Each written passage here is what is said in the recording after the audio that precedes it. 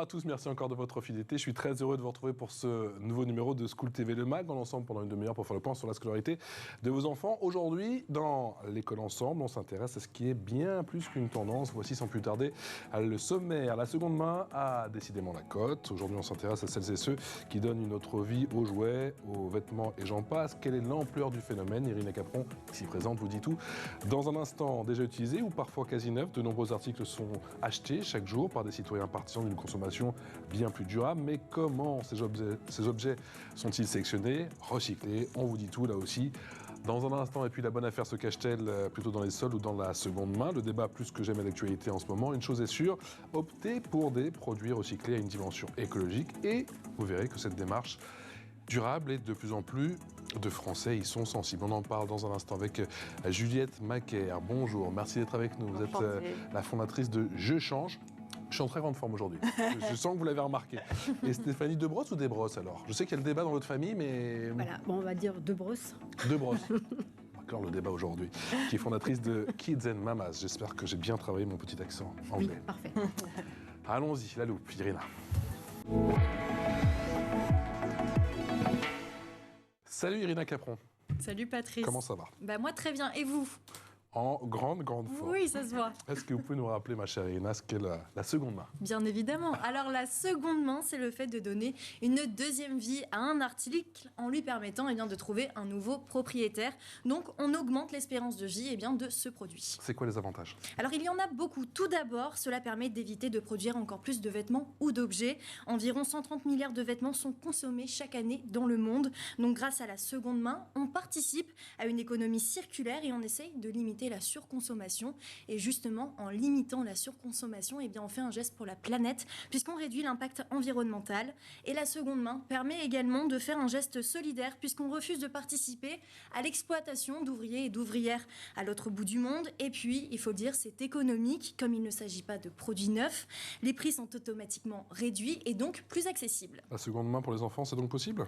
Et tout est possible avec la seconde main. Vous pouvez retrouver des vêtements pour bébés, pour enfants. Ça pourrait être un slogan, ça. Je ne sais pas si c'est déjà pris sur le plateau. C'est pas mal. Faut le déposer, cher ami. Allez-y.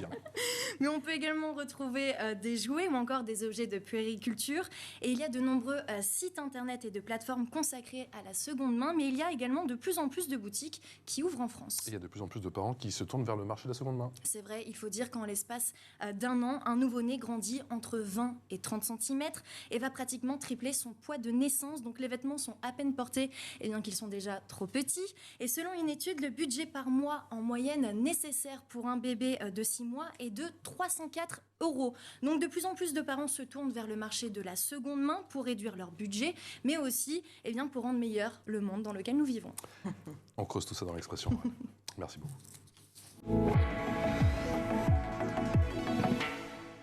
Juliette, Stéphanie, on peut vraiment trouver son bonheur, et cela quel que soit son budget? Pour ma part, c'est juste pour vous faire parler ensemble.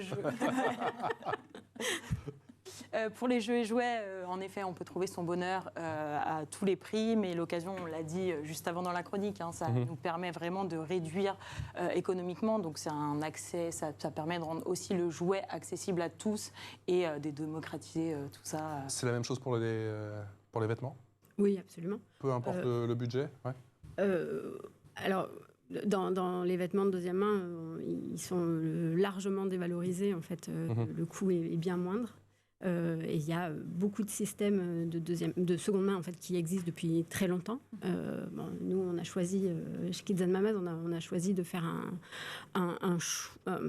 d'aller vers l'échange, c'est-à-dire d'apporter un service aux parents qui veulent valoriser les vêtements qu'ils ont, donc déstocker facilement, de leur permettre en fait de restocker, de refaire la garde-robe de leurs enfants. Comme vous disiez pendant la chronique, les enfants, ils changent 4 fois de garde-robe dans leurs parents dans leurs 2 premières années. Ouais. Ça fait beaucoup.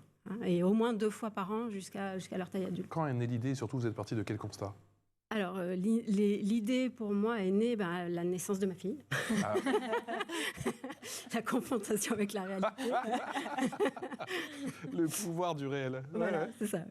Bon, j'ai toujours été intéressée par l'environnement de manière... Toujours été plus ou moins engagée. Voilà, à titre personnel.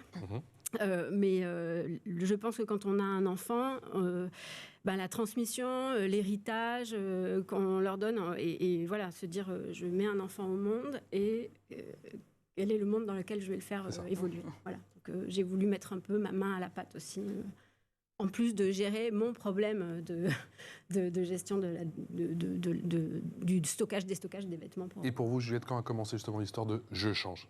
Alors, c'est de bien mettre l'accent, je change. Pas maman, je suis seulement tata et marraine. Ah, mais ça suffit. Non, ça vient d'un tout autre constat. J'ai toujours travaillé dans l'industrie du jouet, dans des grosses entreprises auparavant. Je suis passée chez Disney, chez Hasbro. Et du coup, j'ai toujours travaillé cette industrie. Et c'est un produit qui me passionne et que je trouve très atypique parce qu'il dégage énormément de valeur. On a de l'éducation, on a l'éveil, on a l'apprentissage. Enfin voilà, c'est un produit qui est très atypique et sur lequel on vit beaucoup d'émotions. Et de ce fait, je me suis penchée pour des convictions personnelles aussi. J'étais quand même plutôt tournée écologie, nature, etc. Et il y a eu un constat très fort, si je peux me permettre de donner quelques chiffres. Je vous en prie, allez-y, ils sont affolants. C'est 75% des jouets vendus en France viennent d'Asie. C'est 120 000 tonnes de jeux et jouets qui sont jetés chaque année en France. Aujourd'hui, on a un vrai problème. Ils sont soit incinérés, ils finissent dans les ordures ménagères puisqu'on n'a pas de... On ne donne pas la possibilité aux consommateurs de les mettre autre part. Quand on a une Sophie la girafe qui est abîmée, on ne sait pas quoi en faire. Le consommateur ne sait pas ce qu'il doit en faire. Et la plupart du temps, il le jette. Et ça il ne sait pas qu'on peut la réparer, il ne sait pas qu'on peut la recycler. On n'a pas encore une filière qui est très très bien en place sur le réemploi du jouet. C'est en train de se mettre simplement en place. La loi anti-gaspillage qui est en train de se mettre en place. Ouais. Donc doucement mais sûrement. Très doucement. Très doucement mais peut-être sûrement. Voilà. Donc ça fait partie des choses qu'on essaie aussi, nous, à travers Je Change, c'est de sensibiliser les gens à aller donner simplement dans des structures auprès d'acteurs du réemploi, donc les ressourceries, les recycleries, pour pouvoir donner et arrêter de jeter. Et après, on parlait de, pareil, la durée, l'enfant qui grandit. Et en fait, le constat est vraiment le même sur l'industrie du jouet. C'est qu'on a un jouet qui a une durée de vie de 10 à 15 ans et il est utilisé en moyenne que 8 mois. Et on sait que pour les enfants, c'est encore plus petit, surtout sur le premier âge. Autant dire que sur votre plateforme, on trouve très souvent des jouets quasi neufs, quoi. Voilà, sur le premier âge, c'est vraiment un constat. C'est des choses qui sont quasiment neuves. Et du coup, à lui seul, un jouet, en soi, si on extrapole ces chiffres, il pourra avoir 18 vies. Alors, ça va prendre avec des pincettes, mais on est loin d'une seule vie. Vous aussi, Stéphanie, il y a aussi cette dimension circuit court qui a fini de vous convaincre justement de monter votre projet. Vous avez dit que vous, dans le vêtement, c'est possible en France ? Alors, nous, le constat duquel on part, en fait, c'est qu'un vêtement, une fois qu'il a été fabriqué, quelles que soient les conditions dans lesquelles il a été fabriqué, il faut qu'il ait la vie la plus longue possible, les vies les plus longues possibles. Donc, on prend tous les vêtements, quelles que soient les marques, et on s'attache à leur donner une vie, des vies les plus longues possibles, en fait. Donc, par le système d'échange, mais aussi pour les vêtements qui sont trop abîmés et qu'on ne peut pas réinjecter dans le système... qui ne peuvent pas être reportés. On cherche des débouchés autres. Donc, on travaille avec des artisans. Donc, en fait, pour reparler on travaille avec des artisans, on travaille avec des associations à qui on va donner les vêtements qui ne sont pas directement... qui ont plus de valeur monétaire. Oui. Et du coup, oui, on travaille localement, on va dire, mais avec ce qui... C'est ce qu'on ne dit peut-être pas assez souvent, c'est que ça génère des emplois. Absolument. Sur le plan local. Absolument. Il y a la dimension, bien sûr, développement durable pour la planète, et il y a aussi le côté développement, oui, des emplois. Voilà, c'est ça. Donc, l'activité en fait, qu'on a chez Kids and Mama, c'est une activité qui est pratiquement purement logistique. On récupère les dons, on les trie, on les valorise, on les met en base de données, on les met en ligne. Derrière, on fait on fait toute une activité d'e-commerce, en fait. Bien sûr. C'est ce que vous dites justement aux personnes qui ne sont pas convaincues par la seconde main, parce qu'ils pensent généralement que qui dit vêtements de seconde main, dit vêtements tachés, troués, de moins bonne qualité. En fait, vous leur dites bien qu'il y a tout un travail de tri. Bien sûr, bien sûr. C'est la base en fait de notre travail, c'est de vraiment valider. Je pense que c'est pour Juliette la même chose. La base de notre travail, c'est vraiment de s'assurer en fait que les vêtements sont en très bon état. Et on passe par 3 contrôles qualité en fait. Un premier tri où on regarde l'état général du vêtement. Un deuxième tri. Ensuite, on les met face à un appareil photo et là, on peut voir apparaître des taches qu'on n'a pas vues au démarrage ou des trous qu'on n'a pas vus. Et voilà. Donc c'est pour ça que notre travail à nous, c'est vraiment d'assurer aux membres de la communauté de Kids and Mamas, en fait, que les vêtements sont dans l'état dans lequel on dit qu'ils sont. C'est-à-dire on est hyper transparent sur les états. Ça ne veut pas dire qu'on met en vente en fait que des vêtements qui sont en parfait état, mais on est très transparent sur l'état du vêtement. Et quand il y a trop de défauts, effectivement, on les écarte. Juliette, les clients, si je puis dire, qui viennent chez Je Change, ce sont des gens qui sont animés justement par cette démarche écologique, ou c'est des gens qui viennent avant tout pour les économies, puisque ce n'est pas un secret, les prix sont en train d'augmenter. Oui. Au vu de la conjoncture, on parle de l'inflation, on a vu cette guerre bien sûr qui sévit depuis 4 mois maintenant en Ukraine, et on a le sentiment quand même que les prix ne vont pas cesser d'augmenter demain. Non. En effet, alors moi j'ai un modèle qui est un petit peu différent, on est vraiment sur une marketplace, du coup on accompagne des acteurs du réemploi, et ce qu'on disait tout à l'heure, qui sont souvent des personnes en insertion professionnelle, donc on vient les monter en compétences sur le numérique. Et quand j'ai réfléchi et construit Je Change le projet, je me suis pas dit je veux que ce soit que des gens qui ont une conviction écologique. Non, l'objectif c'était qu'il y ait une conviction écologique, qu'il y ait le côté social, les gens qui se disent en effet il y a des gens qui revalorisent les jeux et jouets, donc moi je suis prêt à acheter parce qu'on crée de l'emploi, on crée du lien social, on fait des choses. Et il y avait vraiment le volet économique parce que le jouet d'occasion reste accessible. Donc en fait dans le logo qu'on a pensé, on a mis des couleurs et des petites mains qui représentent aussi bien l'écologie, la solidarité que le côté économique. Donc c'est vraiment, quand on vient sur la plateforme, c'est un choix. On vient par l'entrée qu'on veut, mais en tout cas, c'est accessible à tous. Et on a essayé de mettre en place la possibilité de laisser aux consommateurs le choix du prix. C'est-à-dire que sur un même produit, vous avez un prix solidaire où on explique que chacun rentre dans ses frais, entre guillemets. Il y a 3 prix, c'est ça ? 3 prix. Le prix solidaire, qui est le prix classique, où tout le monde rentre dans ses frais, le jouet est accessible à tous. Et après, on a un prix responsable et un prix éthique qui sont abondés de 10 et 15%. Et le consommateur choisit s'il a envie, en se disant ok, moi je suis prêt à mettre un petit peu plus parce qu'il y a des personnes qui revalorisent du jouet. Je suis prête à mettre un peu plus parce que j'ai des convictions écologiques, je porte un projet qui m'intéresse. Et du coup, ça. Et dès le plus petit prix, on a déjà fait un geste, si je puis dire. On a déjà pour la fait cause. Un gros geste pour la cause en venant sur la plateforme. Ouais. Est-ce que cette manière de consommer, d'après vous, mesdames, peut devenir la norme ? C'est le but, c'est le souhait, j'imagine, mais quelle est votre conviction profonde ? Alors, moi, j'ai tendance à dire il n'y a pas de seconde main s'il n'y a pas de première main, quand même. Donc, il ne faut pas oublier que on n'est pas en train de dire à bas l'achat de première main. Par contre, je pense qu'en achetant plus souvent de deuxième main, quel que soit le produit qu'on achète de deuxième main, on fait des économies.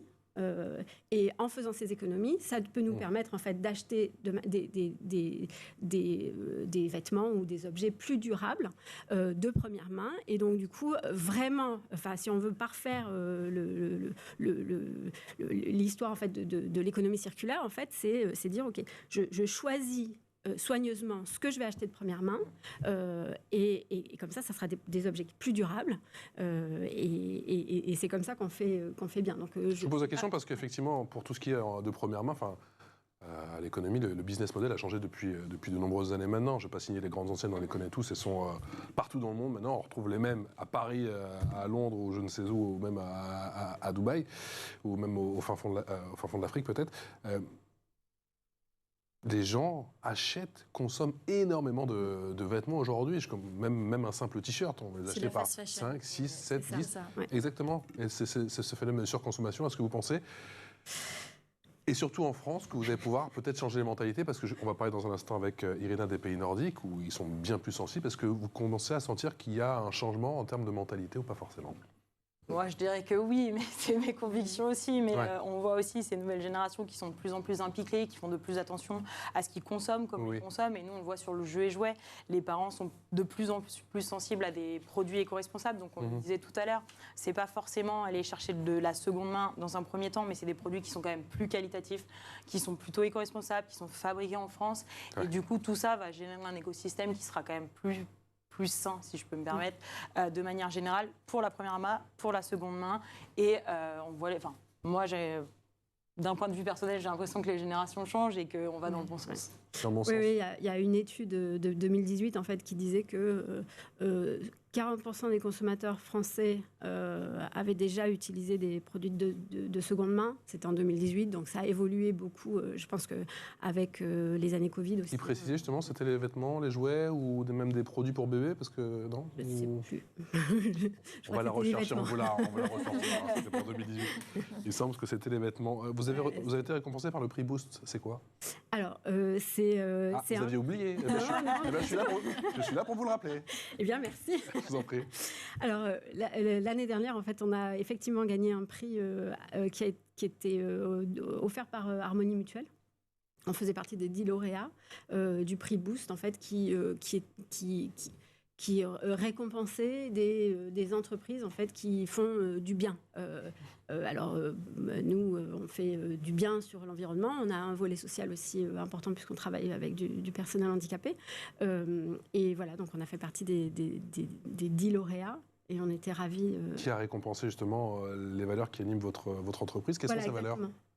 Les valeurs de l'entreprise, c'est la solidarité, c'est le respect, c'est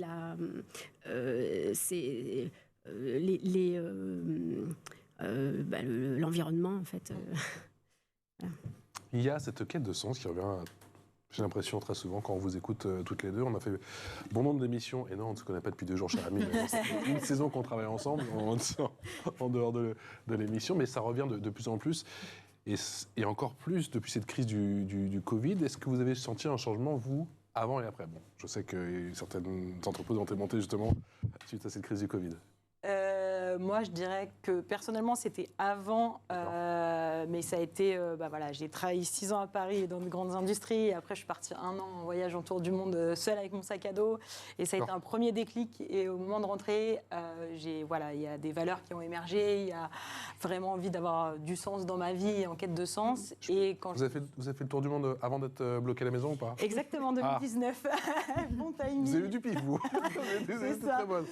Juste à temps. Et du coup, oui, quand je suis rentrée, il était évident pour moi que j'avais envie de faire des choses qui aient un impact, qui aient du sens. Et la crise Covid est arrivée. Et quand j'ai dit à tout le monde, je pars de mes grandes boîtes et je monte ma boîte, tout le monde m'a dit, mais ça va pas maintenant, là. C'est pas le J'ai moment. dit, si, c'est le moment. Qu'est-ce qui t'a piqué? Quelle mouche t'a piqué dans quel pays, quoi? Et en fait, je pense que c'était le meilleur moment parce que c'était là où tout le monde on a pris conscience qu'il se passait beaucoup de choses et qu'il fallait peut-être mettre en place des actions et créer vraiment. Et moi, c'est là que je me suis lancée. Et voilà. Et attends, je suis pleinement épanouie. Et comment ça se passe comment on se lance? Parce que c'est bien d'avoir l'idée, mais c'est toujours plus dur de la mettre en œuvre, du coup. Ouais, ça va mieux maintenant, mais c'était compliqué. Non, mais je prône l'entrepreneuriat. C'est une super expérience, mais c'est un long marathon. Il y a des hauts, des bas, il y a des moments où tout va bien, des moments où c'est un peu plus compliqué. Et l'idée, elle est venue, moi, par rapport aux jouets, parce que j'adorais ce produit. Et après, en fait, c'est plutôt dans l'échange. J'avais pas d'idée précise. J'étais sur quelque chose autour du jouet, pas forcément du digital. Et puis j'ai parlé avec les acteurs de l'économie circulaire, l'économie sociale et solidaire. Et de ce fait, on est arrivé à une solution. Et là, je me suis dit, OK, on a coché l'écologie, la solidarité, accessible à tous. Enfin, là, on commence à réunir un projet qui a beaucoup de sens. Et moi, c'est comme ça que je me suis lancée. Et on est accompagné. Il y a énormément de structures qui accompagnent. Moi, je suis incubée, je suis en Savoie, mais je suis incubée dans un incubateur. Je suis suivie par la French Tech, par BPI. Donc, voilà, on est bien entouré. Si on est bien entouré, l'expérience est géniale. Stéphanie? Oui, alors moi c'est pareil. Pareil. Alors pas en Savoie. Non, pas en Savoie. Non, moi j'ai eu un parcours un peu différent évidemment parce que je suis un tout petit peu plus vieille que Juliette. Moi, l'idée vraiment est arrivée avec ma fille. J'ai fait mûrir l'idée très doucement en fait, et on a fini par se lancer à la sortie du premier confinement. En 2020, on a testé en couveuse. Donc, c'est-à-dire qu'on a créé l'entreprise uniquement il y a 1 an. Mais on avait un peu testé en fait, le marché depuis 1 an avant. Et effectivement, c'est 2020, je crois, c'est ça 2020, c'est ça, mars 2020. Et l'entreprise est créée depuis mars 2021. Et l'idée, c'était vraiment d'aider en fait les parents, parce que si on se souvient du premier confinement, on ne pouvait pas bouger, les services postaux ne fonctionnaient plus, donc on était vraiment acculés à avoir un réseau local. On s'est vraiment demandé si un jour on allait reprendre l'avion. C'est vrai, c'est ça, oui. Affolant, quoi. Ouais. Et on voit que ça a bien changé en fait, les mœurs par rapport à l'avion. Mais du coup, oui, c'est ça. Donc en fait, on a commencé à lancer l'activité dans le quartier, en rencontrant les gens, et voilà. Est-ce que vous en avez marre d'entendre que le développement durable, c'est un truc de bobo? Vous l'avez entendu justement au moment de monter votre entreprise, ça, et que le marché, c'était peut-être un marché un peu trop restreint? Oui. Enfin, je dirais que simplement, quand j'ai dit que Je Change était accessible à tous, c'est vraiment ce cliché que je voulais un petit peu casser en disant on ne vient pas que par l'écologie ou peu importe qui on vient pour une conviction, et Je Change est accessible à ça, des petits prix, des convictions écologiques, des convictions solidaires, et du coup, c'est un projet global. Chacun s'y retrouve comme il a envie de se retrouver, mais simplement, il faut le démocratiser, et c'est vraiment ça, moi, que j'ai voulu aller chercher. Sur la même ligne? Oui, c'est ça. Je pense que pour les vêtements, c'est la même chose. On a des gens qui vont venir au système d'échange, en fait, pour des raisons économiques, purement économiques.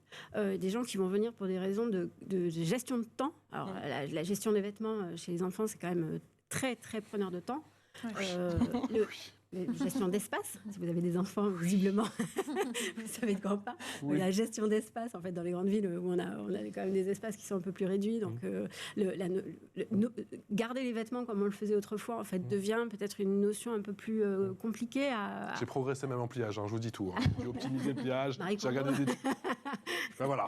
j'ai regardé les tutos. Voilà. Bon. Et du coup, il y a plusieurs manières, en fait, d'arriver à ça. Et je pense que la question écologique ou la question de préservation de l'environnement en fait partie, évidemment, mais pas que.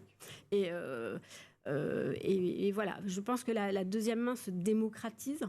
Les gens sont moins gênés de dire qu'ils achètent en deuxième main, voire certaines catégories de population, en fait, sont contentes d'affirmer qu'elles ne font que de la deuxième main, en fait, pour leurs enfants, ou même pour elles-mêmes.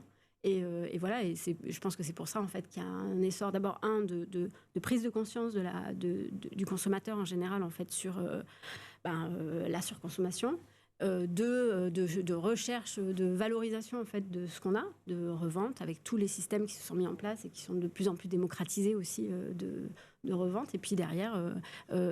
trouver pour chacun, en fait, le système qui leur convient le mieux. On avance doucement, mais sûrement, grâce à vous, mesdames, dans ce domaine qui est la seconde main. Tout de suite, l'info en plus. Car, ma chère Irina, vous allez nous dire encore une fois qu'on est à la traîne en France, si on se compare, bien sûr, à certains pays, à commencer par les pays nordiques, encore une fois. Oui, on est toujours à la traîne, mais bon, c'est pas grave, comme vous l'avez dit, on avance tout doucement, mais sûrement.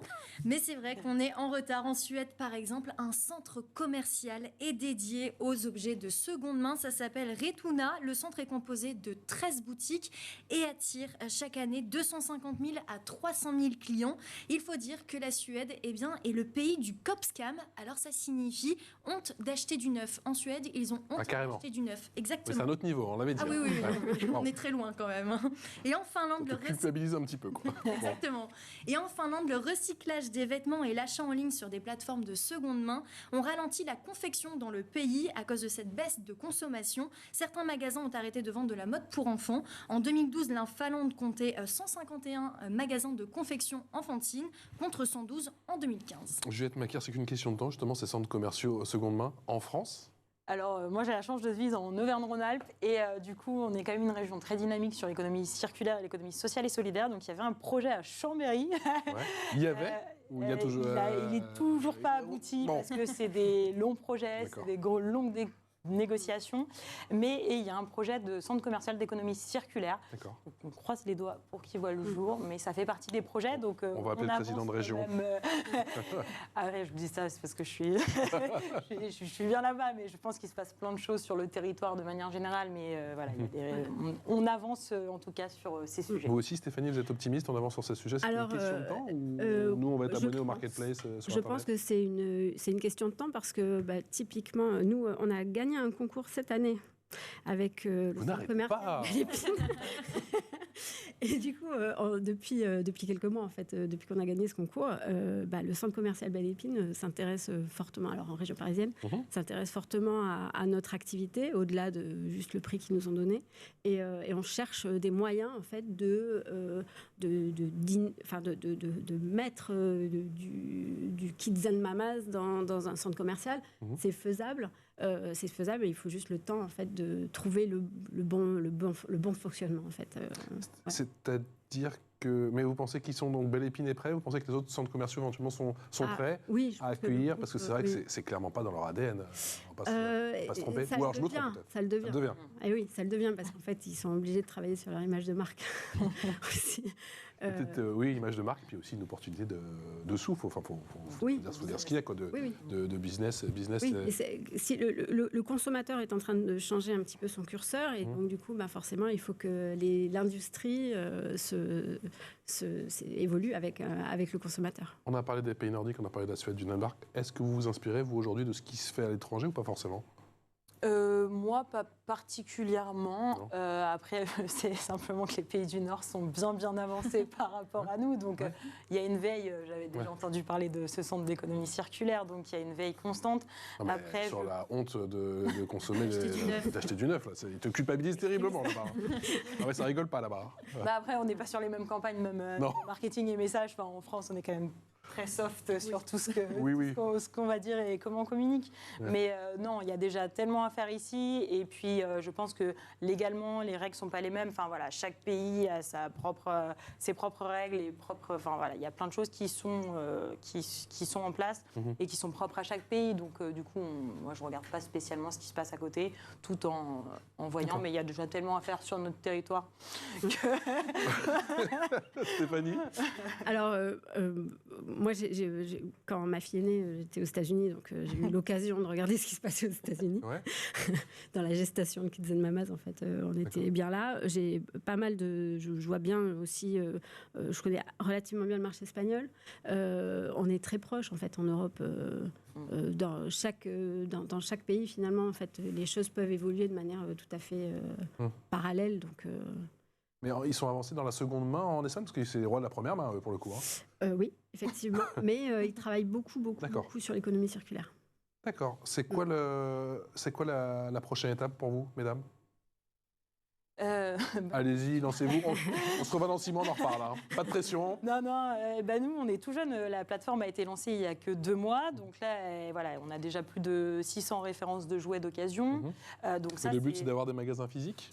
Ça sera à terme d'avoir des magasins physiques. L'objectif, c'est déjà de pouvoir référencer le maximum d'acteurs du réemploi sur le territoire et pouvoir proposer des jouets d'occasion à côté de chez soi. Parce que Stéphanie a des planches chez Belle Épine. Enfin, je dis ça comme ça. Voilà.